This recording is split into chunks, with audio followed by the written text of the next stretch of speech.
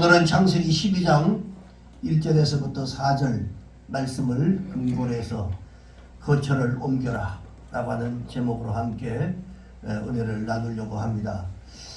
최근에 여론조사 기관인 이 갤럽이 미국인들을 대상으로 실시한 이 여론조사에서 어떤 여론조사를 했냐면 성경이 인간의 삶에 미치는 영향에 대해서 어떻게 생각합니까? 라고 하는 것을 조사를 합니다.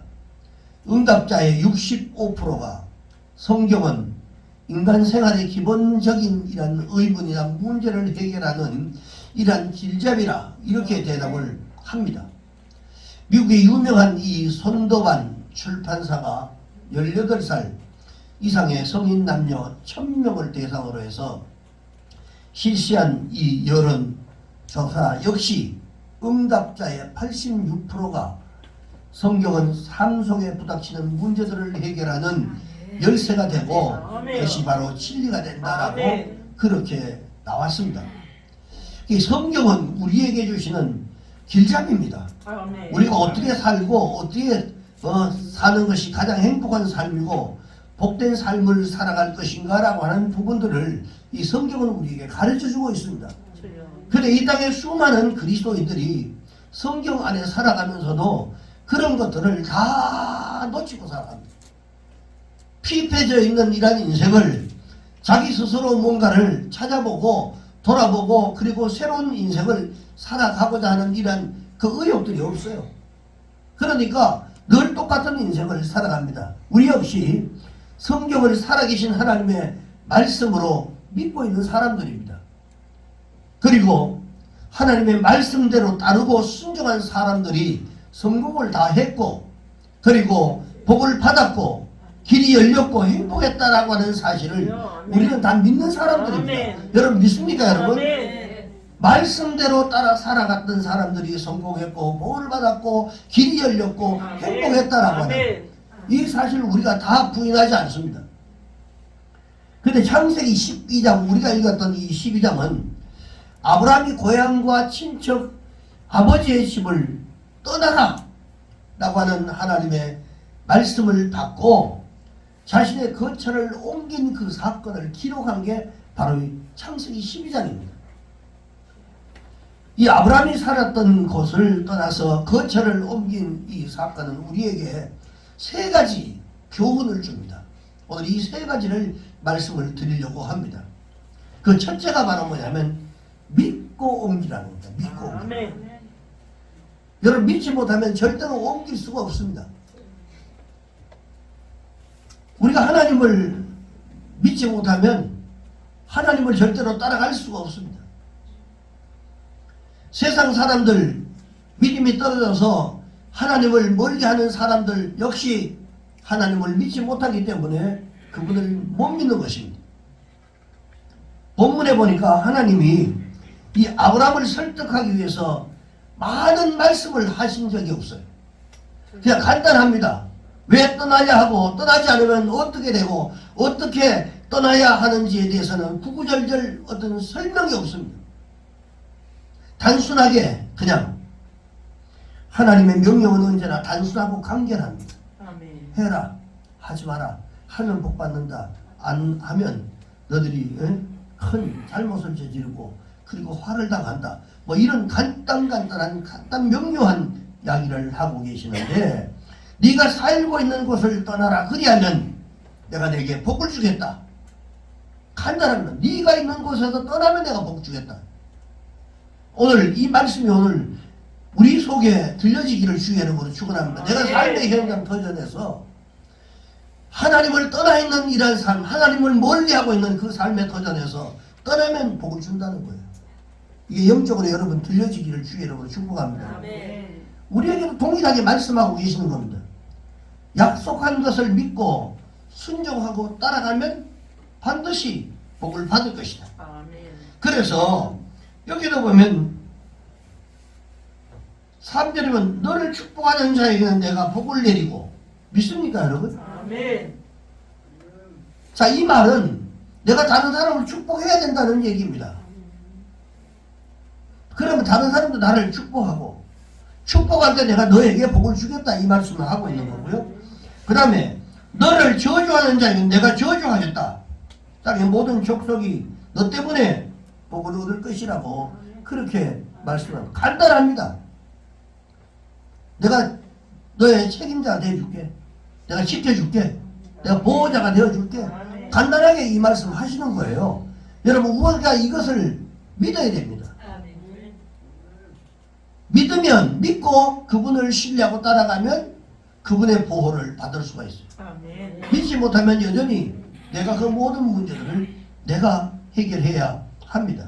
자, 중요한 것은 단순하고 간결한 하나님의 명령에 우리가 단순하게 응답하고 그리고 순종하는 사람들이 복을 받았다는 거예요. 왜 떠나야 합니까? 어디로 가야 합니까? 그러면 어떻게 떠나야 합니까? 떠나면 내 생활은 어떻게 하나요? 내가 뭘 먹고 삽니까? 그러면 이 문제에 대해서는 어떻게 해요? 라고 따지고 규명하는 사람들은 하나같이 응답과 축복을 받는 데는 실패했습니다. 다 받지 못했어요. 여러분 단순하게 사시기 바랍니다. 아멘. 하나님이 약속해 주셨고 네가 이렇게 하면 네가 복을 받을 것이다. 우리가 상상할 때는 도저히 이거 하나님 내가 이러면 이거 내 먹고 사는 문제가 핵에 달렸는데요. 그러면 어떻게 합니까? 그 다음에는 그러면 우리가 어떻게 해야 됩니까? 물을 필요가 없죠. 하나님이 약속하셨다면 하나님 그대로 책임져 주시는 거예요. 아멘. 그것이 바로 믿음이란 말이에요. 아멘. 여러분 사람의 뇌 무게가요 그 사람의 체중의 2% 정도 되는 1300g이랍니다. 뇌의 무게가. 그런데 심장에서 나가는 이 피의 15%를 뇌가 다 소비합니다. 여기서 나가는 이 에너지를. 그리고 보통 때 들이마시는 이 산소가 하고 숨 쉴 때의 산소가 20배에서 25%를 뇌가 사용을 한답니다. 자, 특이한 것은 뇌내에 있는 이 뇌내 피질이 고도의 감각과 그리고 지각, 운동기술, 사고력, 상상력, 언어 능력 이런 것들을 계속 만들어내요. 뇌에서 다 만들어내는 겁니다. 자, 그런데 신경세포가 적게는 수백억 개, 많게는 수천억 개가 활동을 하는데 이 신경세포들이 연결하는 신경회로들이요 얼마나 1천조에서 1만조에 이르는 천문학 숫자입니다. 자, 그러면 이렇게 우리가 상상할 수 없는 알 수 없는 이러한 뇌에 뭔가를 내가 그냥 고작 생각하고 있는 그것 가지고 모든 것을 해결하려고 한다는 것은 정말 어리석은 것이죠. 사람이 밖에서 오는 어떤 자극을 받았을 때 긍정적 사고는요 신경세포 사이의 회로를 활짝 열어주는 역할을 하고요 새로운 회로를 만든답니다. 그러니까 묵었던 것, 닫혀있던 것들, 안 좋았던 것 이런 것들은 다 닫히고 새로운 것들을 자꾸 열어줍니다. 자, 그러면 우리가 긍정적인 생각을 가지고 살아야 됩니까? 안 살아야 됩니까? 긍정적인 생각을 가지고 살아야 됩니다. 약속의 말씀들을 우리에게 주어지면 그것을 받아들이는 것이 긍정적인 겁니다. 왜? 하나님은 우리한테 절대로 사기치시는 분이 아니기 때문에 그렇습니다. 절대로. 그런데 부정적 사고는 회로의 흐름을 우리 안에서 회로가 막 움직이고 하는 이것을 방해하거나 억제를 시킨대요. 부정적 사고. 이건 과학적인 것들을 통계로 나온 것들을 제가 말씀을 빌려서 쓰는 겁니다. 자, 뿐만 아니라 긍정적인 사고나 행복한 생각은 여러분 이 근육의 긴장을 풀어준대요. 그리고 또 과민한 신경을 완화시켜주고 이 혈압도 자꾸 정상화 시켜줍니다. 우리가 이런 시계들을 많이 집어당기는데 보면 어떤 데 이렇게 보면 이렇게 돌려보면 지금 내 스트레스 지금 측정이 어느 정도 올라가 있나 이런 걸 봅니다. 근데 편하고 이럴 때는 이게 밑으로 탁 떨어져 있어요. 막 뭐 복잡하고 막 이러면 끝에까지 올라가 있어요. 자꾸 그러니까 다른 생각들을 할 수가 없어요. 평안할 때는 좋은 생각들, 여러 가지 생각들, 거룩한 생각들, 그리고 또한 뭐 진취적인 이런 생각들이 막 들어오고, 아 그래 이렇게 했으면 좋겠다 막 이런 데인데, 이 좀 복잡하면 그런 생각들이 딱 막혀버려요. 아무것도 생각이 안 나요. 자, 이런 결과로 공부도 잘하고 그런 사람들이 사업도 잘하고 직장생활도 잘하게 된다라고 하는 이런 통계입니다. 자, 인간의 뇌는 긍정적인 사고를 하고 확고한 자신감을 가질 때에 이 회로가 막히지 않으면 뇌에 신선한 활력을 계속 불어넣어주기 때문에 계속 잘 되게 되어 있다는 겁니다. 그런데 우리는 여기서 중요한 사실을 우리가 주목해야 됩니다. 그게 바로 뭐냐면, 믿음은 모든 것을 긍정적으로 만들고 그것을 수용하도록 만든다는 거예요. 믿음이 그만큼 중요합니다. 아까도 말했지만 하나님 떠나라고 그랬는데, 그럼 떠나면요, 그럼 어떻게, 여기 지금 내 주변에 이런 거는 어떻게 하고요? 내가 살아가는 거는 어떻게 해결하고요?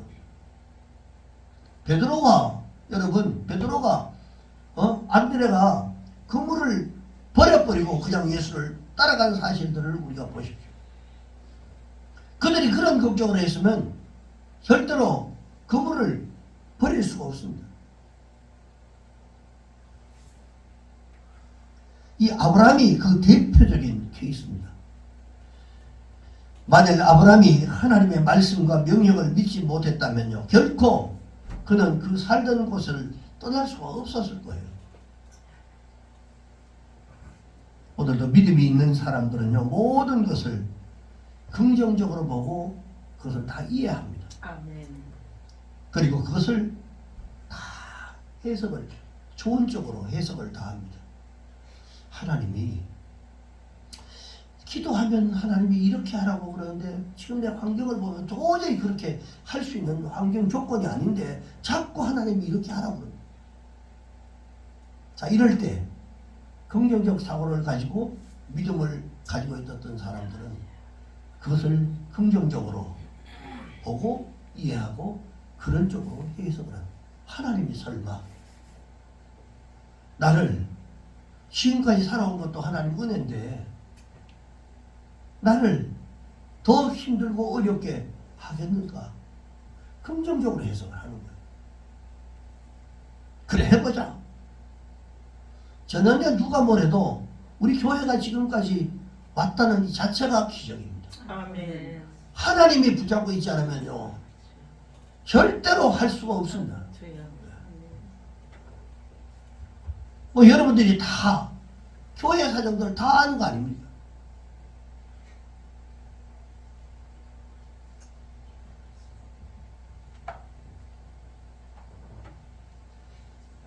그런데 믿음이 적을수록 어떤 현상이 일어나면 의심하고 부정하고 결단을 못합니다. 왜? 믿음이 없기 때문에, 확신이 없기 때문에. 자, 그래, 내가 해보자 라고 하는 이 결단을 할 수가, 늘 이거죠. 그래, 이 안에서 또 이게 다음에 생각나고 뭐 이러니까 결단을 못하는 겁니다. 여러분은 하나님의 약속의 말씀을 믿는 성도가 되시길 주의 이름으로 축복합니다. 하나님께서 여러분들에게 거짓말 하시는 분이 아닙니다. 거짓말 하실 수 없는 분이 하나님이시잖아요. 우리가 너무 잘 아는 거죠. 믿음이 있는 사람만 하나님의 말씀을 듣고 그리고 결단하고 자신이 서가지고 있는 그 현장을 떠날 수가 있습니다. 세상적인 인본주의의 신앙에서 신본주의로 여러분 거처를 옮기시기를 주의 이름으로 축원합니다. 그래야 행복하고 축복의 삶을 살아갈 수 있습니다. 그래서 첫 번째는 하나님께서 믿고 옮겨라. 믿고 옮겨라. 못 믿으면 못 옮기겠죠. 믿고 옮기라 라고 말씀을 하셨어요. 두 번째는 비전을 보고 옮겨라. 히브리서 11장에 보면요, 그 살던 곳을 이 아브라함의 이제 이 장면을 어떻게 얘기하냐면 11장에 보니까 살던 곳을 떠났던 이 아브라함의 행동을 이렇게 설명을 합니다. 떠나온 고향을 생각했다면 언제나 돌아갈 수 있었다. 그러나 그는 더 나은 본향을 생각하고 바라보았기 때문에 돌아가지 않았다. 여러분, 더 좋은 것이 눈에 보이면 절대로 안 돌아갑니다. 아니, 내가 왜 그 시대를 왜 돌아가? 내가 더 좋은 세상이 있는데, 더 좋은 약속이 있고 더 좋은 축복이 내 눈앞에 있는데 왜 돌아가? 절대로 돌아가지 않습니다.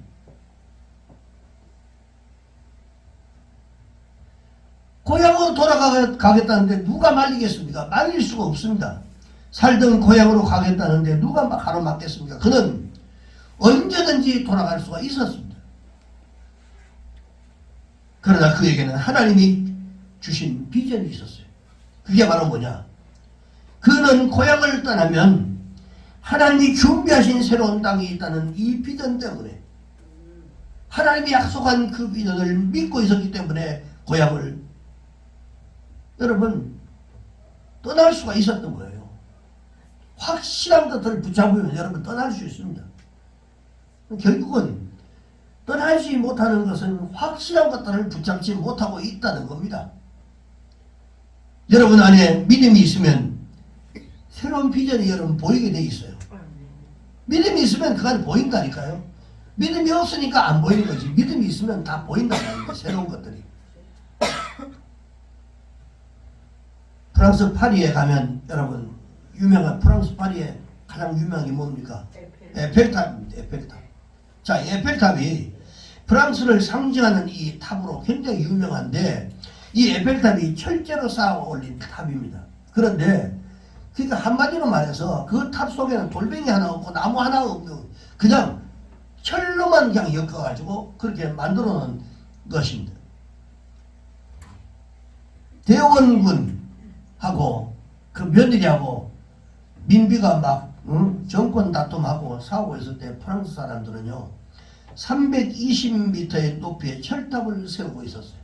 그때 세운 겁니다. 그런데 그 당시에 건축 설계사였던 이 에펠이라고 하는 이 사람이 프랑스 젊은 사람들에게 꿈을 좀 심어줘야 되겠다. 뭔가.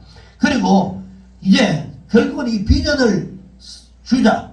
그리고는 이 철탑을 세우고자 제안을 했는데, 근데 정부와 의회 그리고 그 당시 프랑스 지식인들이 일제히 반대를 합니다.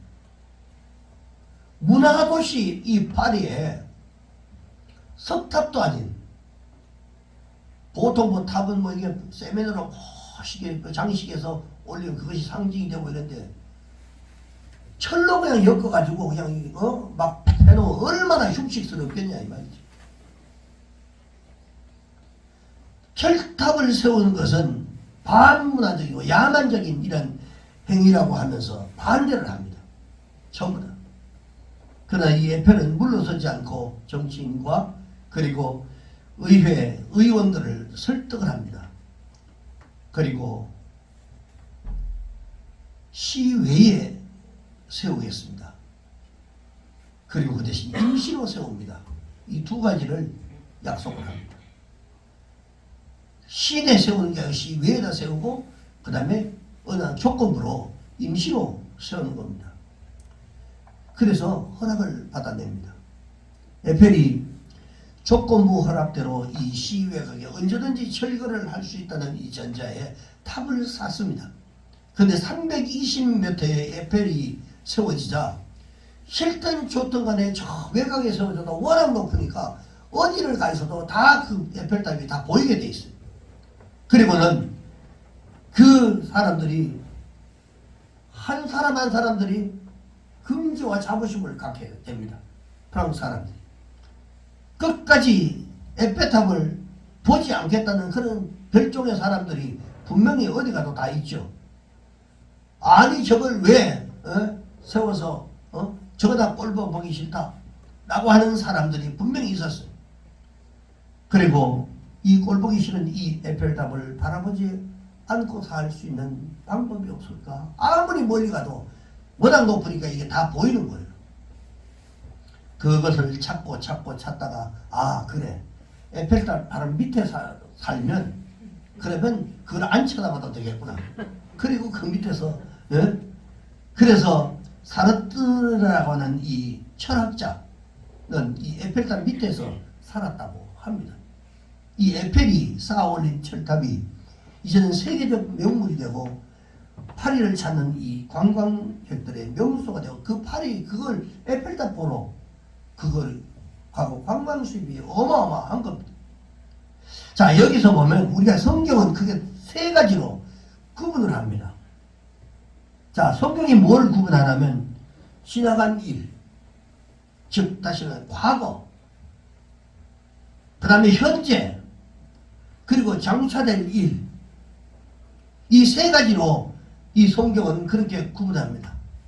이전에 우리가 믿음의 조상들은 이전에 어색하고 그 다음에 현재는 어떻고 앞으로 미래는 어떻게 하겠다는 하나님의 계획이 여기 기록되어 있는데 이 성경에 지나간 날의 역사를 우리에게 설명해 주고 있는가 하면 오늘 우리가 어떻게 살 것인가를 우리에게 가르쳐 주는 게 바로 이 성경입니다. 아멘. 그러나 더 중요한 것은 장차 될 일을 설명하고 밝히는 데 있다는 겁니다. 아멘. 너희들이 이렇게 살아가면 앞으로 어떻게 살아갈 것이고 그리고 이후에는 어느 곳에 정착을 하게 된다라고 하는 이러한 것들을 우리에게 밝히고 있는데 장차 이 세상은 어떻게 될 것인가, 인류의 역사와 그 종결은 어떻게 끝날 것인가, 부정과 불의에 대한 심판은 어떻게 그것이 지워질 것인가 라고 하는 이런 부분들까지도. 그런데 영원한 세계는 어떻게 임하고 또한 이루어질 것인가를 성경은 우리에게 설명을 해주고 있습니다. 그래서 우리에게 꿈과 그리고 미래와 비전을 제시하는 것이 바로 이 성경입니다. 여러분, 비전이 있는 사람은 믿음이 있는 것입니다. 아멘.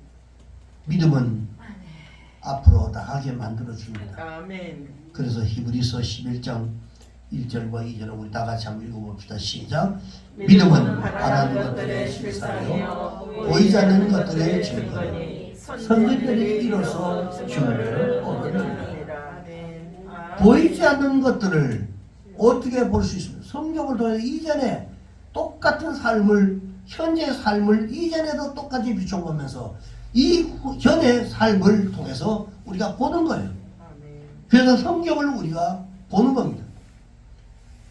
여러분 꿈이 있어야 됩니다. 비전을 가지고 살아가시기를 주 여러분을 축원합니다. 꿈을 꾸고 살아가야 돼요. 하나님이 어떻게 해주실 것인가를 기대하며 사는 겁니다. 우리가 여러분 솔직히 기대하지 않으면 정말 예수 믿는 정말 재미도 없습니다. 힘도 없고요. 힘들고 어려운 세상에 우리가 그래도 예수 붙잡고 살아가기 때문에 어려운 일들을 우리가 견디고 이기는 겁니다. 때로는 막 너무 무너지면 교회 와서 엉엉 울고 하나님 앞에 기도하면서 하나님 어떻게 해요 하고 나면 막 그에게 못 견딜 것 같은 그런 것들도 다 이기게 만드시고. 아멘.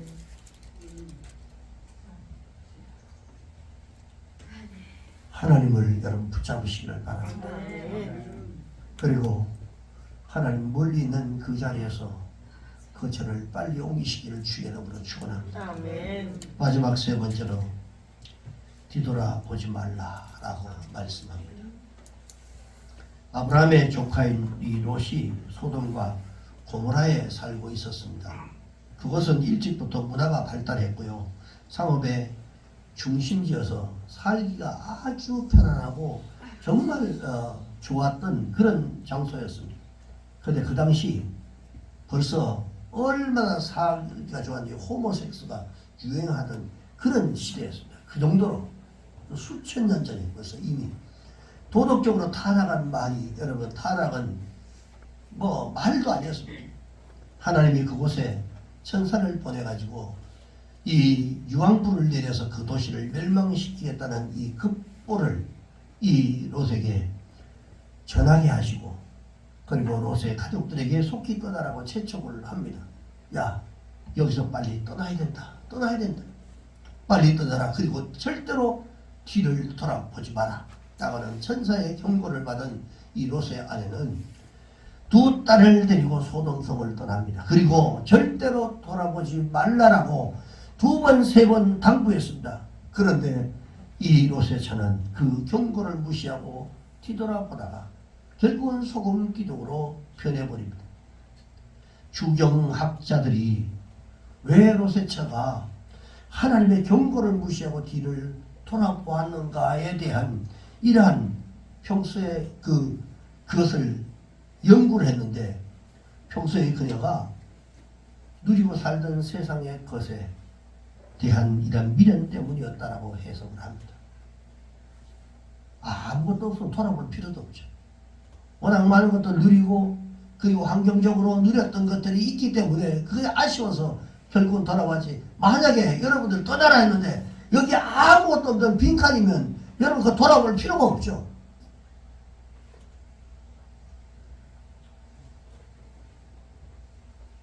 서둘러 제쳐가는 바람에 보석도 그대로 두었을 때고, 그리고 자주색 비단 옷도 그냥 둔 채로 나왔을 겁니다.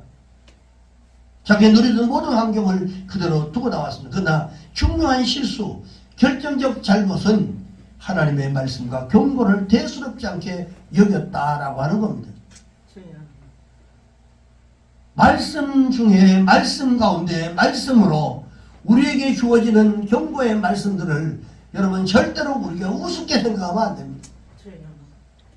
지금 하늘에서 불과 유황 같은 것들이 떨어져서 당장 심판이 오지 않는다고 여러분 그 하나님이 그대로 그것을 이거 가짜다 이게 아닙니다. 하나님의 말씀을 절대로 우리가 대수롭게 여기지 말으시기 바랍니다. 설마 그럴 리가 있겠나? 괜찮겠지. 내가 살던 고향집 뒤를 보는데 뭐가 그리 큰 죄가 되겠나? 잠깐 돌아보는데 라고 하는 그 잠깐의 이런 잘못된 생각들, 그녀의 불신앙과 아니란 생각이 바로 그녀를 천추의 하늘 남긴 이 소금 기둥이 되게 만들어 버립니다. 설마 하나님이 괜찮겠지. 그럴 리가. 여러분은 혹시 그런 생각을 가지고 신앙생활을 할 때가 없습니까? 근데 아브라함은 떠나온 고향길을 연 이 고향을 뒤를 돌아보지 않았어요. 마음만 먹으면 언제든지 돌아갈 수 있었지만 그는 돌아서지 않았습니다. 누가복음 9장 62절에 보니까 예수께서 이르시되 손에 쟁기를 잡고 뒤를 돌아본 자는 하나님의 나라에 절대로 합당하지 않더라. 합격자가 불합격자로 살아갈 수밖에 없다고 말씀합니다. 롯의 처는 뒤를 돌아보다가 죽었습니다. 가룟 유다는 예수님을 떠나서 밖으로 나갔다가 역시 죽었습니다. 데마라고 하는 사람은 바울을 떠나 세상으로 가버렸습니다. 그리고 그 이후에 그 행적은 성경 어디에도 기록이 된 적이 없습니다.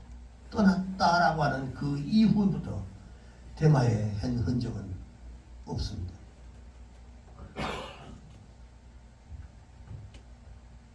우리는 죄에서 떠나서 주님께로 자리를 옮긴 그런 성도들입니다.